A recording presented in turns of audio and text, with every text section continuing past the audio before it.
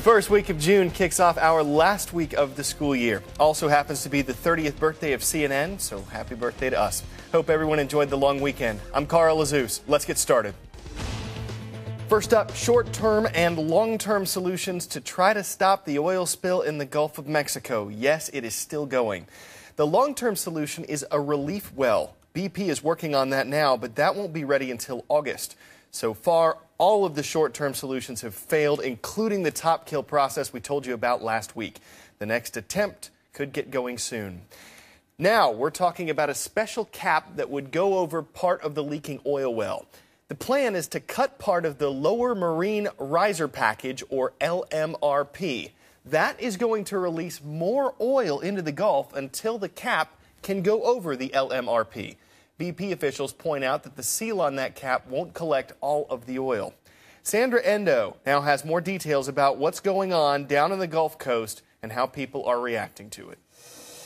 This image says it all. Another failed attempt by BP to stop the massive oil leak in the Gulf of Mexico. We're disappointed that the oil is going to flow for a while, and we're going to redouble our efforts to make sure it's kept off the beaches. Saturday, BP officials announced the so-called top kill procedure, which pumped heavy mud into the well, didn't plug the leak. Now BP is preparing to contain the spill by cutting off the riser from the well and capping it off. This operation should be able to capture most of the oil. I want to stress the word most because it's not a tight mechanical seal.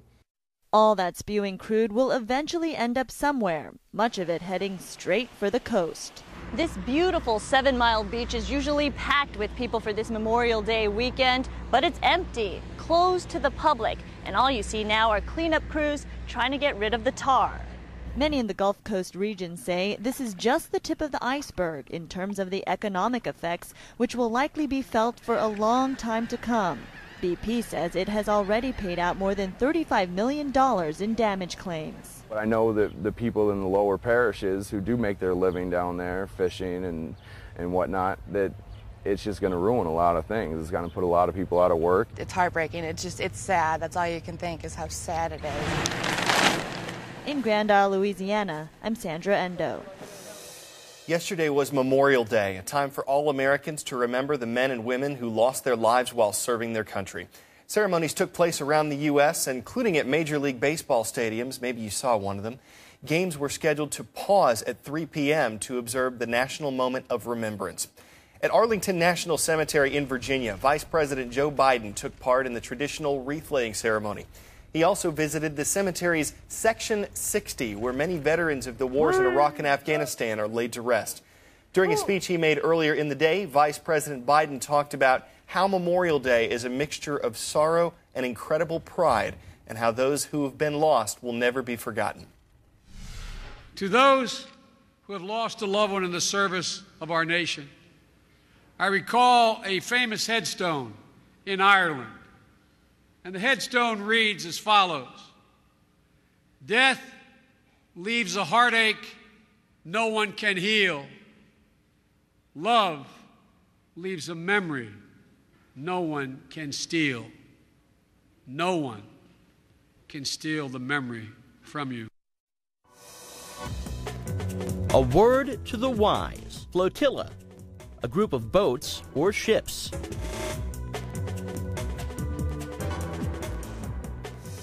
A global controversy has erupted after Israeli forces attacked a flotilla that was bringing aid to Gaza. What we know is that 9 people who were on those ships are dead and 7 Israeli soldiers are wounded. What we don't know is what exactly happened, because the two sides are telling 2 very different stories. Some quick background here. Gaza is one of the areas that's at the center of the Israeli-Palestinian conflict. It's run by Hamas, a Palestinian group that the U.S. government considers a terrorist organization. When Hamas took control of Gaza, Israel put up a blockade in the Mediterranean Sea to control what goes into Gaza. This flotilla was trying to break that blockade. There were 6 ships in the flotilla. They were carrying tons of aid for Gaza: food, medicine, construction materials.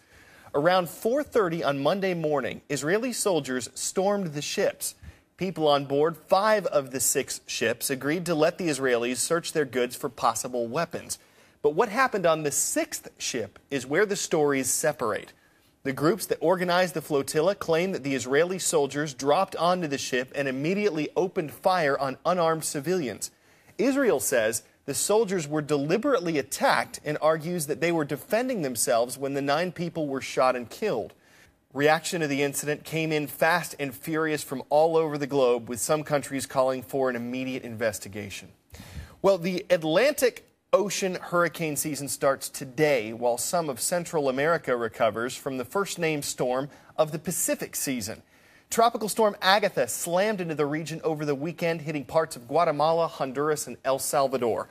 Guatemala seems to have been hit the hardest. Look at some of the damage here.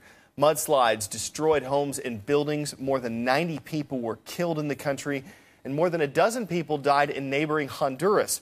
That nation's president declared a state of emergency on Sunday. Officials in El Salvador, where 9 people were killed, said things were improving there on Monday. But with the possibility of more rain in the forecast, they were keeping a close eye on things. After it hit land, Agatha lost strength and was downgraded. Our daily email is a great way to keep up with CNN student news. You can sign up for it on our homepage. And for all you teachers who already get the email, there is no need to unsubscribe over the summer. The daily emails will be suspended while we're on break. When we come back on August 16th, the daily emails will too. Today's shout out goes out to Ms. Radomski's social studies classes at Westerly Middle School in Westerly, Rhode Island. What city is home to the National Zoo? If you think you know it, shout it out. Is it in New York, San Diego, San Francisco, or Washington, D.C.? You've got 3 seconds. Go.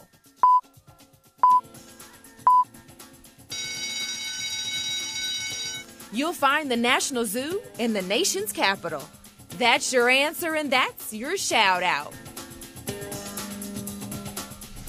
The National Zoo was created by an act of Congress in 1889. Today, it's home to around 2,000 animals representing 400 different species. It's open almost every day of the year, but if you can't get to D.C. to visit it in person, there's always the internet. In fact, you can check in on some of the animals anytime you like.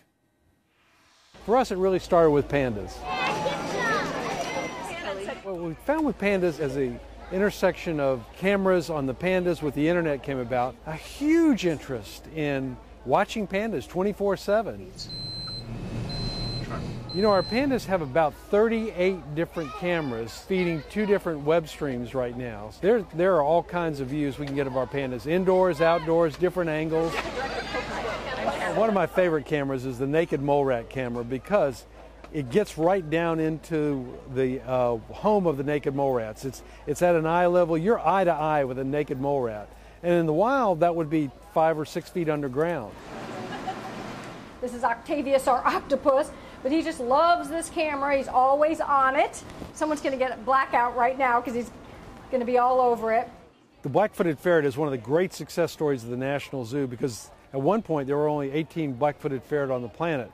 The folks on the World Wide Web can see what the scientists see. And it's the only place in the world where you can see black-footed ferret in a habitat where they're growing and thriving and breeding. The camera is inside the bear den and is a special camera that we selected because it's going to be basically in a bear den at head height. It had to be very, very strong and very secure. And we selected a camera that was designed for use in prison cells.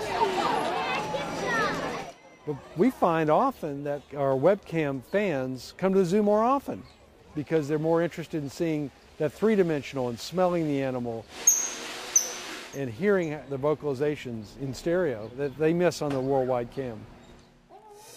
Well, before we go, a man with a singular focus. Tristan Bates is on track to wrap up his Unithon later this week. He's riding more than 400 miles, and he's doing it all on one wheel. The goal of Bates' trek is to raise money for cancer research. He's been riding a unicycle for 6 years, and when his dad was diagnosed with cancer, Bates came up with the Unithon idea. One wheel, one cure. Certainly a unique plan. We wish him the best of luck with it. Although after 400 miles, he's bound to be one tired cyclist. As for us, we'll be back tomorrow for another cycle of CNN Student News. See you then.